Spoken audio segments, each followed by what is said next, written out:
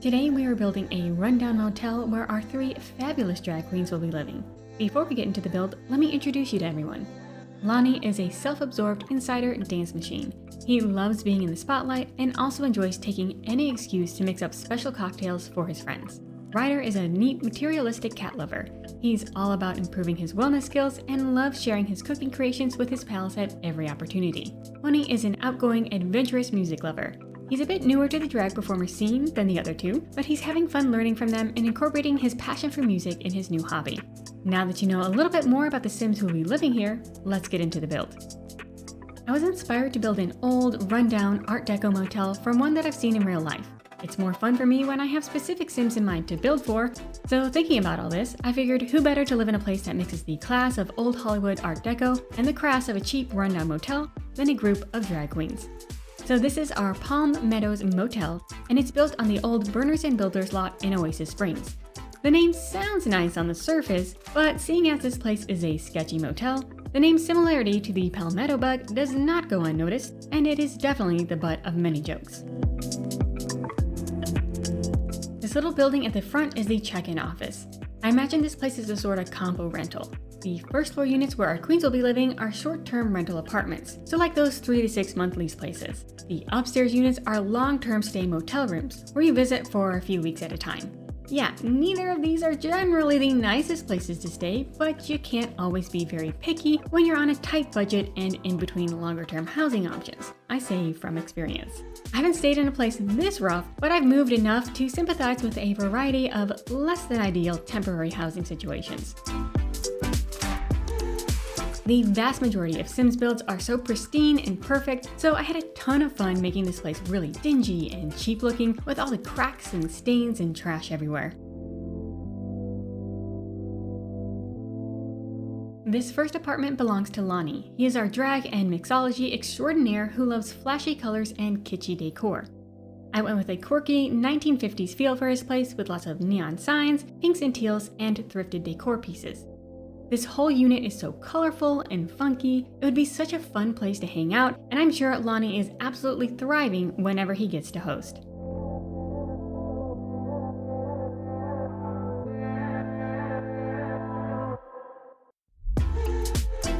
This middle apartment is Ryder's. This one has a different layout than the others with a larger kitchen and dining area. Since Ryder loves cooking, I figured he'd be best suited to this layout so he can more easily have people over to show off his cooking skills.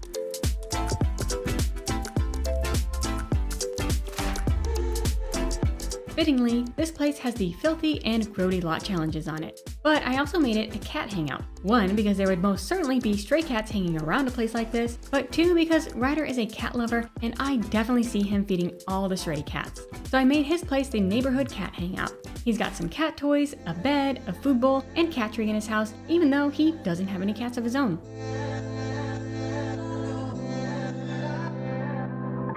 This last apartment on the first floor belongs to Honi. He is our hetero-flexible former skater bro turned baby queen.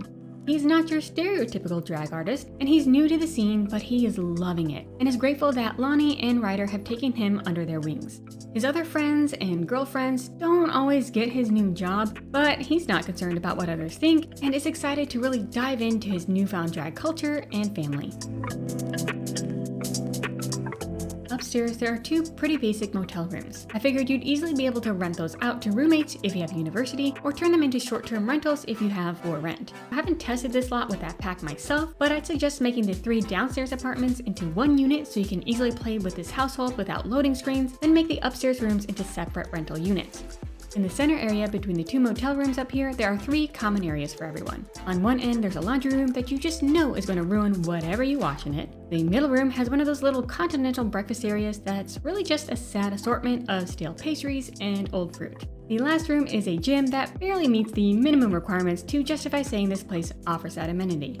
The other motel room up here is the same as the other, I just changed up the colors. Moving to the back of the lot, I decorated each of our queens' patios for them. Lonni has a cheap bar, bubble blower, and old stereo for everyone to unwind after a long day of performances. Ryder has a cat bowl and a nice chair for hanging out with his furry friends. Honi has a makeshift grill and dining table for sharing a good meal together on the weekends.